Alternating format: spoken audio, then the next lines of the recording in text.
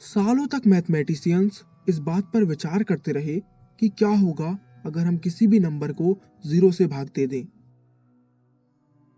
लेकिन इसी बीच एक और दुविधा उनके सामने आ गई कि क्या होगा अगर हम 0 को 0 से भाग दे दें।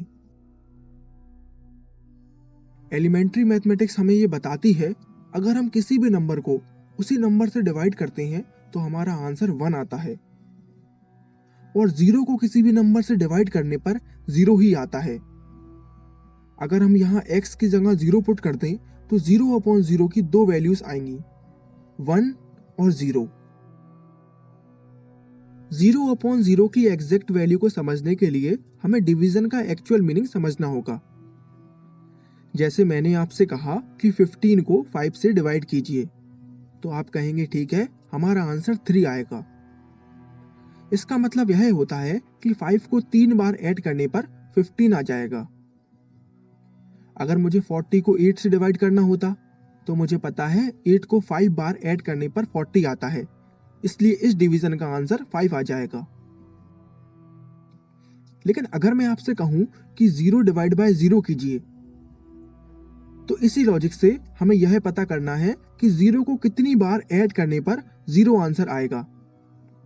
तो आप कहेंगे 0 को 1 बार ऐड करने पर 0 आता है, 0 को 2 बार ऐड करने पर भी 0 आता है, 3 बार ऐड करने पर भी 0 आता है। इनफैक्ट आप 0 को इनफाइनाइट टाइम्स भी ऐड कर दीजिए तो भी आपका आंसर 0 ही आएगा। तो इससे हमें यह समझ में आया कि 0 डिवाइड बाय 0 का आंसर 0 से लेकर इनफाइनाइट तक के बीच में कोई भी नंबर हो सकता है, या फिर हम ये भी कह सकते हैं कि 0 डिवाइड बाय 0 का आंसर कोई नंबर होगा ही नहीं। इसीलिए मैथमेटिशियंस ने 0 डिवाइड बाय 0 को अनडिफाइंड घोषित कर दिया है, यानी 0 डिवाइड बाय 0 की वैल्यू हम कभी फाइंड ही नहीं कर सकते। अब मैं आपको 0 डिवाइडेड बाय 0 से रिलेटेड एक हाइपोथेसिस को समझाना चाहता हूं। मेरी आप सबसे ये रिक्वेस्ट है कि ये सिर्फ एक हाइपोथेसिस है, मैं इसका सही या गलत होने का दावा नहीं करता। अगर आपको इसमें कुछ गलत लगता है तो आप हमें कमेंट सेक्शन में अपनी राय दे सकते हैं। हमें पता है अगर हम किन्हीं भी दो नॉन जीरो नंबर्स का मल्टीप्लिकेशन करवाते हैं तो हमारा आंसर भी एक नॉन जीरो नंबर ही आता है, जैसे 2 × 3 = 6। हमें यह भी पता है अगर हम 2 को इक्वेशन की राइट साइड में ट्रांसफर करते हैं तो वो डिवाइड में चला जाता है और 2 की जगह पर हम 1 लिख देते हैं, राइट।